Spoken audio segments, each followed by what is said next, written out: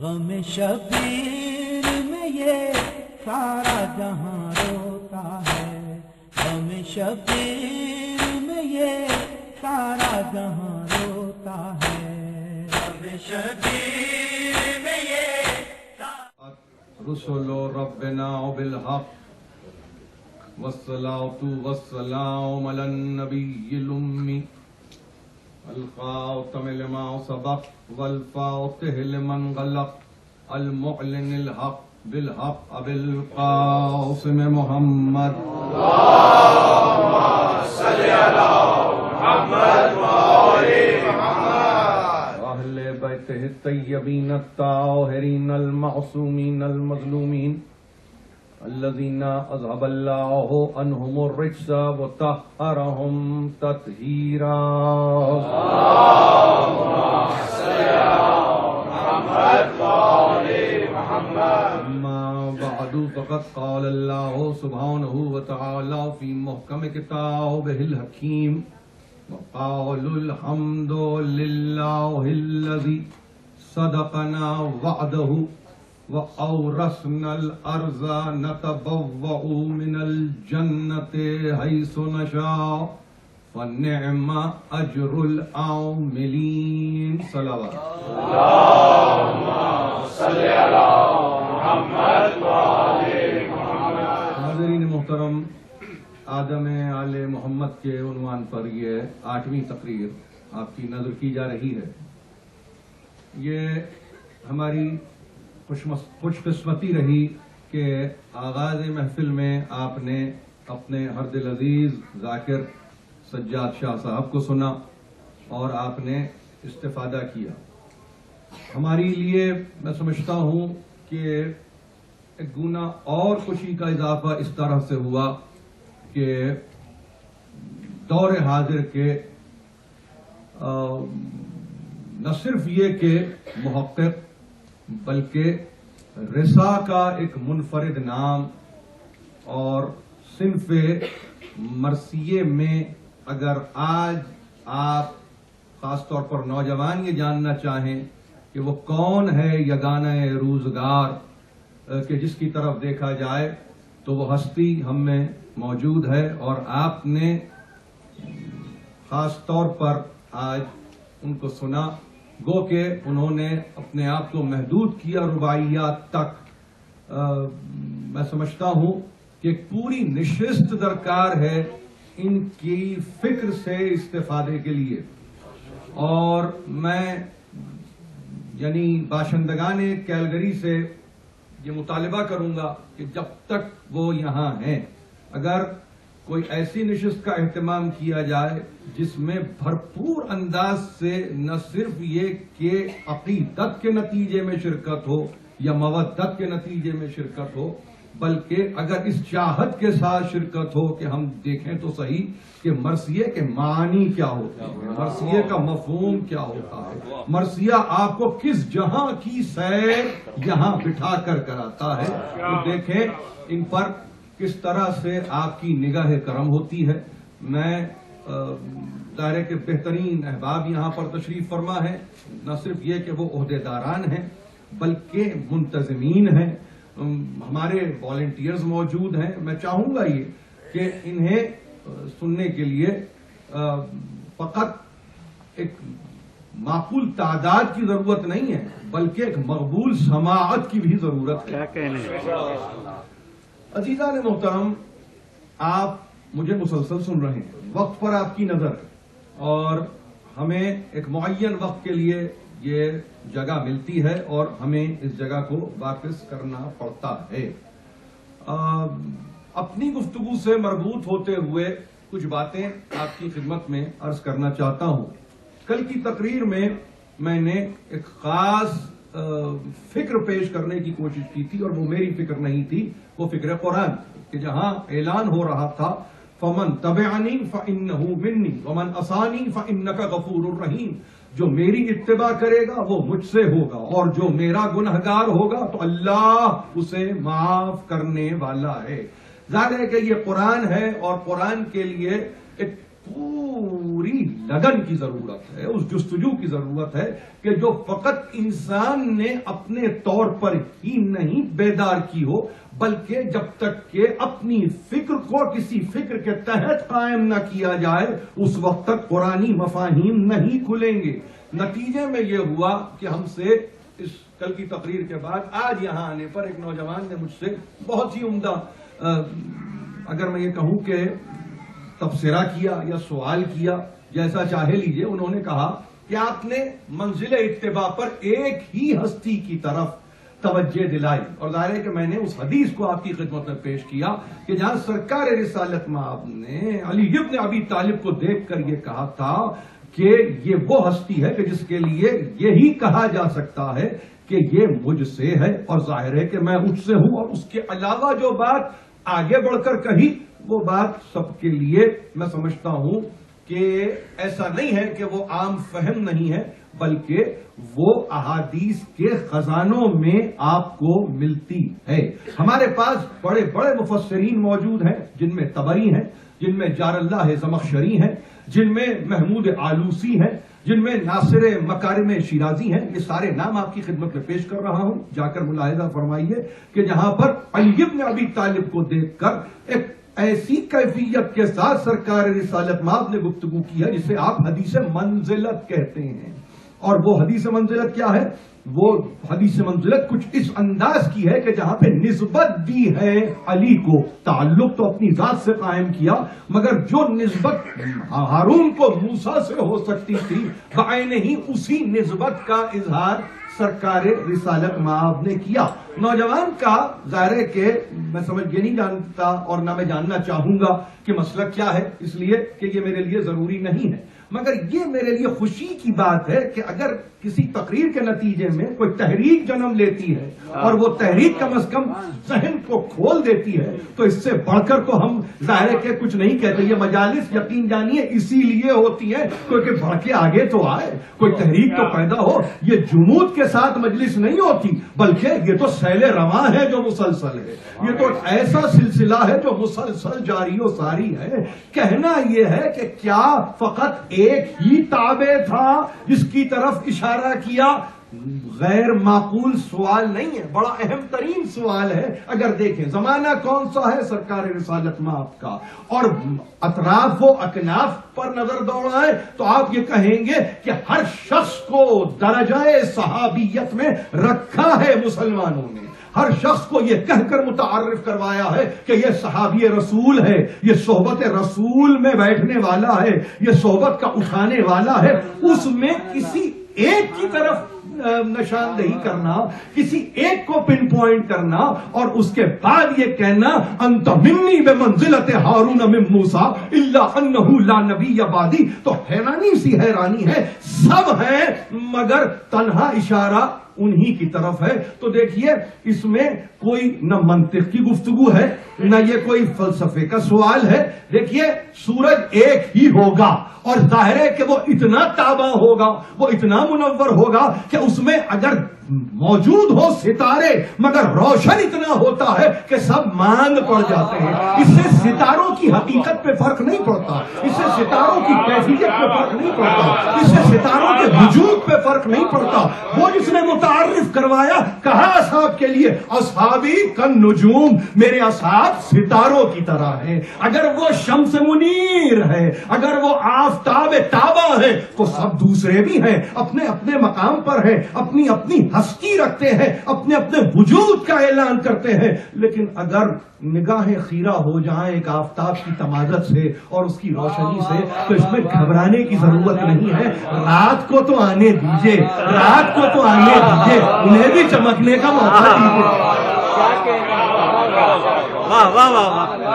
یہ میں ظاہر کہ عنوان سے اگر مربوط گفتگو اگر آپ سمجھتے ہیں کہ نہیں ہے، نہ صحیح، لیکن میں اس تحریک کو سوال نہیں کہتا، تبصرہ نہیں کہتا، میں اس تحریک کو درمیان سے نہیں چھوڑ سکتا تھا، لہذا میں نے اپنے اس سننے والے فرد کے لیے میں نے کہا کہ خاص طور پر میں کسی نہ کسی طرح سے اس کو اکاموڈیٹ کروں گا، وگرنہ گفتگو اسی سلسلے کے ایک ہستی، ایک بشر، ایک ایسی ہستی کے تعلق سے ہو رہی ہے جسے آپ امام زین العابدین کہتے ہیں، جنہیں آپ سید الساجدین کہتے ہیں، جنہیں ہم عنوان میں آدم آل محمد کے نام سے جانتے ہیں۔ دیکھیے، اگر میں آپ سے عرض کروں اور اس بات کو بہت غور سے سن لیجئے، اس لیے کہ نہیں معلوم پھر یہ گفتگو کب ہو۔ سرکار امام زین العابدین کی خدمت میں سائل آیا اور سائل نے آ کر آواز بلند سے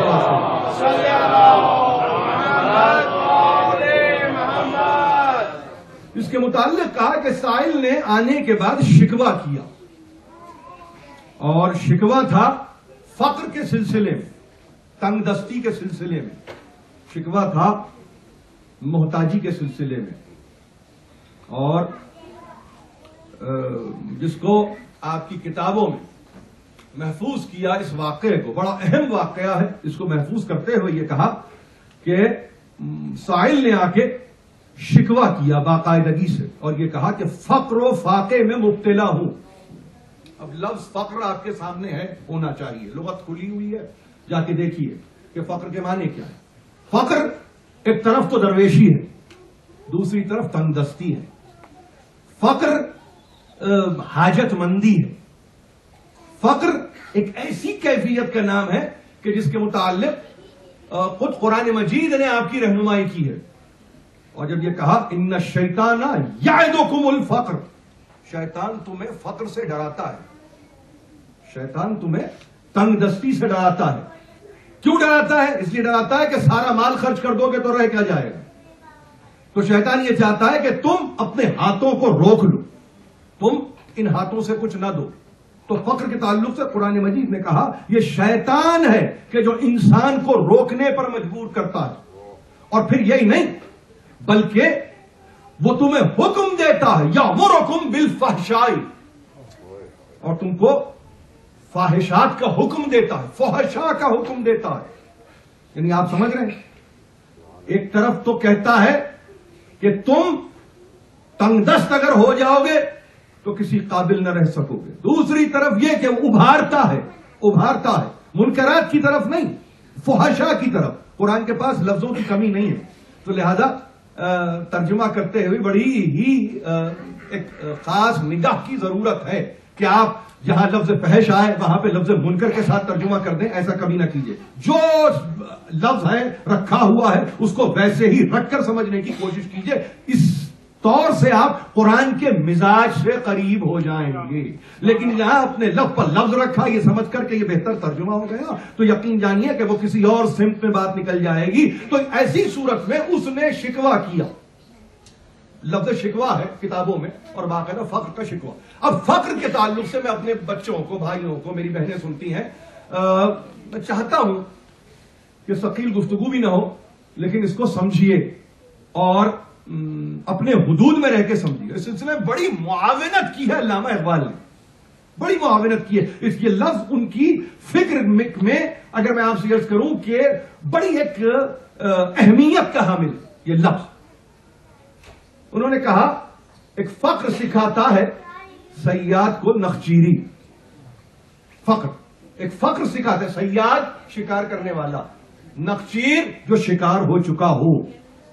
یعنی اب نخچیری فارسی پڑھنے والوں کے لیے چھوٹی ہے، جہاں پہ آ جائے تو کوئی چھوٹا جانور، نخچیر کے معنی صید کے بھی ہیں، یعنی شکار، لیکن وہ شکار جو ہو چکا ہو، یعنی اب اس میں زندگی کی رمق باقی نہیں ہے، وہ گزر گیا، اپنے آپ سے گزر گیا۔ ایک فقر سکھاتا ہے صیاد کو نخچیری، ایک فقر سے کھلتے ہیں اسرار جہانگیری، ایک فقر سے قوموں میں مسکینی و دلگیری، ایک فقر سے مٹی میں خاصیت اکثیری، ایک فقر ہے شبیری، اس فقر میں ہے میری، میرا سے مسلمانی سرمایہ ہے شبیری۔ تو اس لفظ کو میں نے اس نسبت سے کیوں سمجھایا کہ دنیا یہ سمجھتی ہے کہ گزر گیا، گزرنے سے کچھ نہیں ہوتا، گزرا ہوا یہ بتا رہا ہے کہ تم بس یہی کر سکتے تھے، تم نے یہ کیا، مگر میں نہیں معلوم کن منزلوں میں اب ہوں، لہذا اس کو سمجھنے کی ضرورت ہے۔ اور پھر مسلمان کے لیے تو میراث ہے فقر، اور آ رہا ہے آنے والا سرکار سید الساجدین کی خدمت میں اور آ کے کہتا ہے کہ میں آپ کی خدمت میں آ کے اپنے فقر کا شکوہ کر رہا ہوں۔ کتابیں گواہ ہیں کہ جیسے ہی یہ سنا بکا علیہ السلام، علی ابن الحسین رونے لگے، بکا کرنے لگے، گریا کرنے لگے۔ محفل برخاست ہوئی، سب اٹھ کے باہر گئے۔ ان میں ایک ایسا بھی تھا کہ جو مزاج معصوم کا مخالف تھا، یعنی جو طبیعت ہے نا اس طبیعت کا مخالف، اور اس نے باہر جا کے ان مومنین کی جو بیٹھے ہوئے تھے گویا کچھ اس انداز سے گفتگو کی کہ وہ گفتگو استہزائی ہو گئی، اس میں ہنسی کا پہلو نکلا، اور اس نے کہا انتم تدعون، تم یہ دعویٰ کرتے ہو کیا امامکم مستجاب الدعوات، تم یہ دعویٰ کرتے ہو اپنی محفلوں میں کہ تمہارا امام دعاؤں کا قبول کرنے والا ہے۔ اب وہ شخص جس نے فقر کا شکوہ کیا ہے اس کو جواب تو کچھ نہیں ملا تھا، اس کو تو بکا کی منزل پر امام نے لا کے کھڑا کر دیا، اور خود باکی ہیں، خود حزین ہیں، خود رو رہے ہیں۔ ایک مرتبہ یہ جب بات بڑھی اور استہزاء کی نوعیت سنگین ہوئی، اور اس نے یہ کہا کہ فقط بکا لعجزہ ہی، جملوں کو بہت غور سے سنیے، کہ اس نے کہا کہ جس کے تعلق سے تم یہ کہتے ہو یہ مستجاب الدعوات ہے، مجیب الدعوات وہ ہے، مجیب الدعوات وہ ہے۔ دیکھیے اب آپ سمجھ رہے ہیں، یعنی مخالف ہے، میرے نقطوں کو بہت غور سے سنیں گے، مخالف ہے مگر معرفت یہ ہے مستجاب الدعوات ہے، دعاؤں کو قبول یہاں کرتا ہے، یہ دعاؤں کو قبول کرتا ہے۔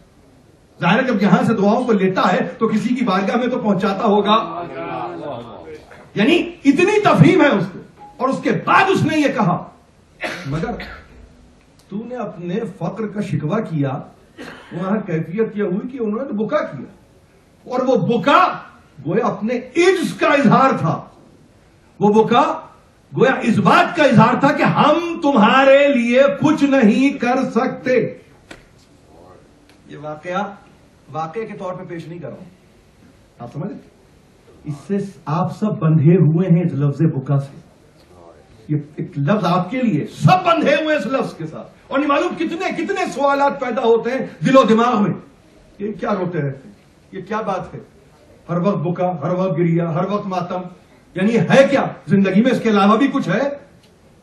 ایک مرتبہ وہ شخص خفگی کے عالم میں اندر آیا، اور آنے کے بعد اس نے کہا مولا ایک مرتبہ پھر آپ پر سلام، مگر مجھے بہت برا لگا، کلام المخالف اشد علی من فقری، یہ جو مخالف کا کلام تھا یہ میرے فقر سے زیادہ میرے لیے تکلیف دہ۔ میں ہم سے کہا یہ مخالف کا کلام جو اس نے شان میں کہا، یہ جو گستاخی ہوئی، یہ میرے لیے میرے فقر سے زیادہ تکلیف دہ۔ تو معلوم یہ ہوا مومن کی زندگی میں ایک ایسا مرحلہ بھی آتا ہے کہ جہاں پہ اس کا غم نہیں ہوتا، اس کی تکلیف نہیں ہوتی۔ اس میں کچھ حکمتیں ہیں، اس کو ملاحظہ فرمائیے۔ میرا فقر تو رہا ایک طرف، میری تندرستی تو رہی ایک طرف، میری حاجت تو رہی ایک طرف، مگر آپ کی توہین برداشت نہیں ہوگی، آپ کی توہین برداشت نہیں ہوگی، اور یہ میرے لیے بہت شدید امر ہے۔ ایک مرتبہ وہی جو تھوڑی دیر پہلے گریا کر رہے تھے کہا یسہل اللہ علیک، پروردگار نے تیری مشکل کو آسان کر دیا۔ تھوڑی دیر پہلے اسی ہستی نے جو باکی ہے، جو حزین ہے، جو غمگین ہے، جو بکا کر رہی ہے، اس کو سن کے جواب نہیں ہے کوئی، تو اتنا کہا کہ بس پروردگار نے تیرے کام کو آسان کر دیا. اور یہ کہہ کے ایک مرتبہ کنیز کو آواز دی, اور کنیز کو آواز دے کے کہا کہ ہماری افطار کا انتظام کیا جائے. افطار کے انتظام میں نان شعیر آئی. اس نان سے آپ واقف ہیں بہت اچھی طرح, مولا کے چاہنے والے اس نان کو بہت اچھی طرح سے جانتے ہیں کہ اس کے متعلق کا یہ آرد جو سے بنتی ہے, جس کو چھانا نہیں جاتا, جس کو کسی چھنی میں کھلایا نہیں جاتا, بلکہ یہ جیسے ہے ویسے ہی بنایا جاتا ہے. 2 روٹیاں کنیز نے لا کے سامنے رکھ دی, ان روٹیوں کو اٹھا کے اس شخص کے حوالے کر دیا, کہا لے جا, کہا لے جا. دیکھیے بات کیا ہو رہی ہے, ابھی میں عرض کر رہا ہوں آپ سے, بات کچھ اور ہے. اس نے فقر و فاقے کی بات کی, یہاں تک تو آئی روٹی, درمیان میں گزرا بھوکا. جواب آیا, اللہ نے تیرے امر کو سہل کر دیا. وہ 2 روٹیاں لے کے چلا, سوچتا ہوا چلا کہ مانگا کچھ اور تھا, کہا کچھ اور تھا, مل کچھ اور رہا ہے, مگر صابر تھا, شاکر تھا. میرے دونوں لفظوں کو غور کریں گے آپ, صابر تھا, شاکر تھا, لے کے چلا. اب جب لے کے چلا تو کہا کہ تازہ روٹیاں ہیں تو ان کو کسی مول کے عوض اگر بیچ دیا جائے تو شاید میں کچھ اور خریدنے کے قابل ہو سکوں. اپنے محلے میں پہنچا, کچھ مغازے کھلے ہوئے تھے, کچھ دکانیں کھلی ہوئی تھی. دیکھا تو ایک مغازے کے آگے 2 فرد بیٹھے ہیں, 2 افراد بیٹھے ہیں. روٹیوں کو لا کے سامنے رکھ دیا اور یہ کہا کہ یہ مچھلی جو پڑی ہوئی ہے اگر اجازت دے تو اس کے مول میں لے لوں. کہا لے لے, 1 روٹی رکھ دے. کہا کچھ نمک مل جائے گا, کہا دوسری روٹی بھی رکھ دے. دونوں روٹیاں رکھ کے مچھلی اور نمک اس کے حوالے کیا. گھر پہنچا, ایک مرتبہ اس نے ماہی کے شکم کو چاک کیا. کہتے ہیں ایسا گوہر آبدار ملا, ایسا گوہر بے بہا ملا جس کو ابھی اس نے دیکھا ہی تھا کہ دقل باب ہوا. دقل باب اب جو ہوا تو وہی 2 لوگ جنہوں نے روٹیاں لی تھی انہوں نے کہا تو ہمارا بھائی ہے, اسلام میں ہمارا بھائی. یہ روٹیاں ہم سمجھتے ہیں کتنا تو بھوکا ہو سکتا ہے. ان روٹیوں کی کیفیت بتا رہی ہے کہ ہم سے زیادہ تو تجھے ان کی ضرورت ہے, تجھے ضرورت ہے, تو لے لے. روٹیوں کو رکھ کے ابھی وہ گئے تھے کہ ایک مرتبہ اور دقل باب, اور اس دفعہ باپ کو دخ کرنے والا پکار کے کہتا ہے کہ میں خادم سید الساجدین ہوں اور مولا کے حکم سے آیا ہوں کہ پروردگار نے تیرے کام کو آسان کیا, ہماری روٹیاں ہمیں واپس کر دے.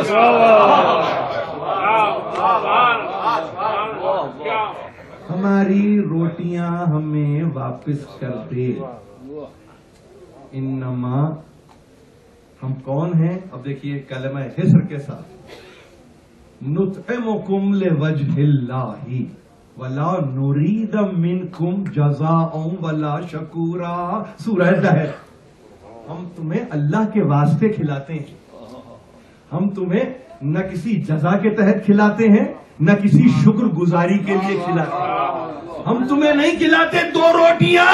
اور جاتے جاتے خادم نے کہا, فرماتے ہیں مولا یہ روٹیاں کھائے کوئی نہیں, نہ کوئی کھا سکتا ہے سوا آل رسول کے, اس لیے کہ اس غذا کو کوئی اور برداشت کر ہی نہیں سکتا, اس غذا کو کوئی اور برداشت ہی کر نہیں سکتا. یہ واقعہ میں نے کیوں سنایا؟ یہ واقعہ میں نے واقعتاً نہیں سنایا, یہ حقیقتاً میں نے سنایا اس لیے کہ اس نے کہا بکا کر رہے تھے, اس نے کہا گریا کر رہے تھے, اس نے اس بکا کو دعا نہیں جانا.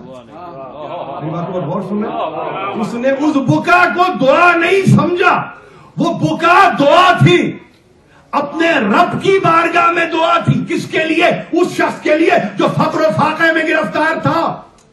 تو معلوم یہ ہوا کہ ابھی دنیا نہ ندا کو سمجھتی ہے نہ بکا کو سمجھتی ہے, فقط لفظ دعا پہ رکی ہوئی ہے. آپ سمجھ رہے؟ آپ سمجھ رہے؟ اب جتنے یہاں بیٹھے ہوئے ہیں ان سے میرا سوال ہے, آپ ہر مجلس میں اور ہر تذکرے میں کہتے ہیں 40 برس روتے رہے اور آپ کو یہ کہا جاتا رہا کہ باپ کے لیے روتے رہے. آج اس واقعے کے بعد معلوم یہ ہوا رونے کی حکمت ہی کچھ اور ہے, امت کے لیے رو رہے ہیں. یہ رونا، یہ بکا، یہ گریا، دنیا یہ سمجھ رہی ہے باپ باپ باپ، ارے یہ وہ احساس ہے. باپ تو اپنے مقام پر ہے، باپ تو اپنے مقام پر ہے، مگر اس واقعے نے بتایا کہ دیکھو کہ اگر کبھی بکا کی منزل پر کوئی آئے تو اس کو فقط یہ سمجھ کر اور یہ جان کر کہ نہیں معلوم یہ گریا ہے. دیکھیے وَبْيَضَّتْ عَيْنَاهُ مِنَ الْحُزْنِ وَهُوَ كَظِيمٌ، یہ کون ہے؟ یہ یعقوب ہے کہ انتہائی ضابط ہے، ضبط میں ان سے بڑا کوئی اور نہیں ہے. باوجود ضبط آنکھیں سفید ہو گئیں، بیٹا جو نگاہوں سے اوجھل ہوا. اور اس کے بعد کسی نے پوچھا، بیٹوں میں سے کسی نے پوچھا بابا کب تک روئیں گے؟ اپنے آپ کو بیمار کر دیں گے؟ اپنے آپ کو ہلاکت میں ڈالیں گے؟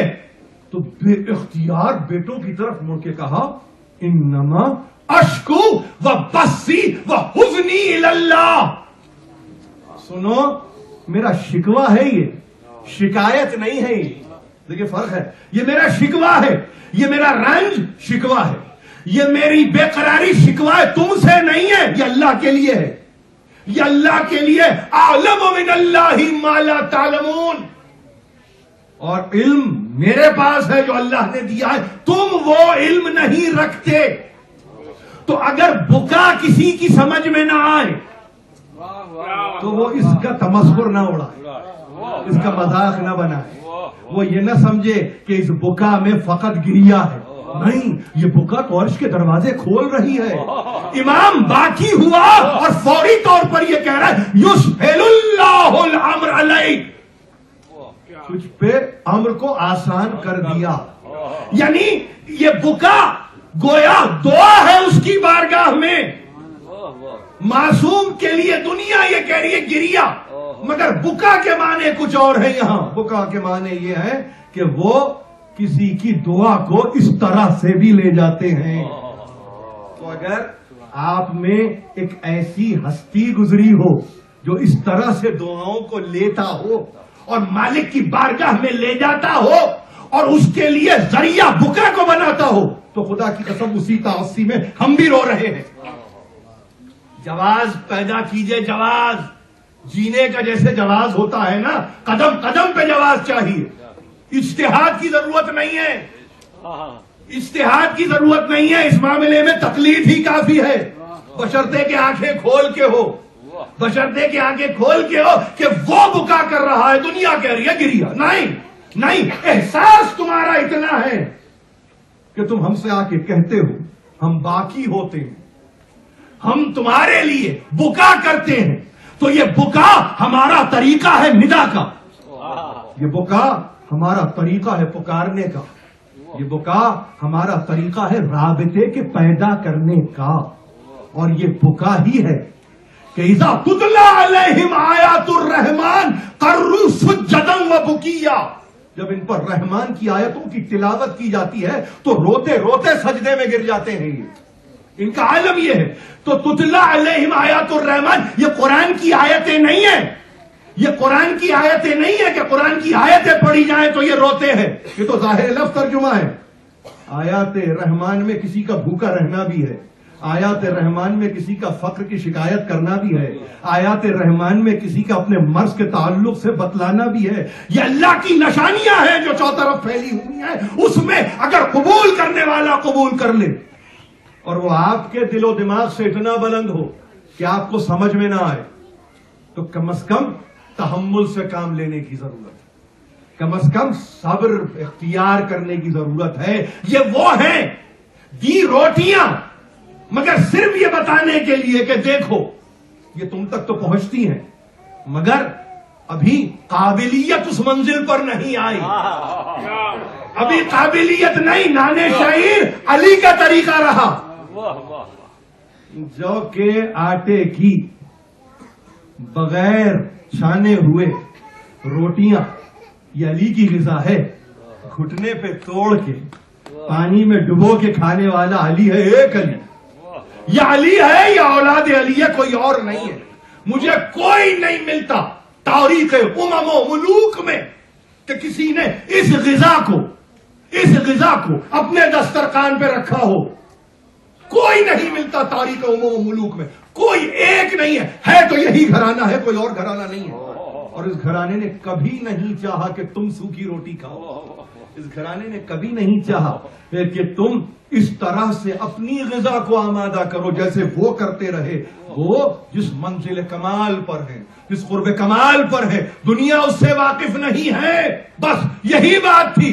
گفتگو ختم کر رہا ہوں مختصر تقریر کے بعد کہ کوفے کے بازار سے گزر رہا ہے قافلہ اور پھینکنے والے روٹیاں پھینک رہے ہیں، اور چھوٹے چھوٹے بچے دوڑ دوڑ کے ان روٹیوں کو چنتے ہیں اور ہاتھوں سے ان روٹیوں کو نکال کر ایک مرتبہ پھوپھیاں یہ کہتی ہیں، بچوں یاد رکھو انا صدقۃ علینا الحرام، ہم پر صدقہ حرام ہے، ہم پر صدقہ حرام ہے، ہم روٹیاں اس طرح نہیں لیتے، بانٹنے والے لیتے نہیں۔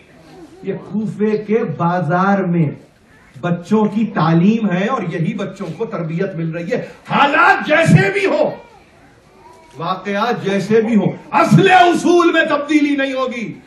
بھوکے ہو رہو، پیاسے ہو رہو، مگر اس طرح ہم نے کبھی نہیں کھایا، اس طرح ہم نے کبھی نہیں پیا۔ گزر رہا ہے قافلہ کوفے کے بازار سے، کسی نے ایک مرتبہ سکینہ 3 برس کی بچی کو دیکھا، اور 3 برس کی بچی کو دیکھنے کے بعد ایک مرتبہ اب جب یہ دیکھا کہ 3 برس کی بچی بہت پیاسی ہے، تو کہیں سے ایک جام آب آیا، پانی کا ایک کوزہ آیا۔ سکینہ نے، اب دیکھیے تربیت ہے یہ سکینہ کی، ایک مرتبہ ہاتھ میں کوزے کو لیا اور چہرے کو اٹھا کے پھوپھی کی طرف دیکھا، جناب زینب کی صورت کی طرف دیکھا، ایسے جیسے کہ اجازت طلب کرتی ہوں۔ آہستہ سے ایک مرتبہ جناب زینب نے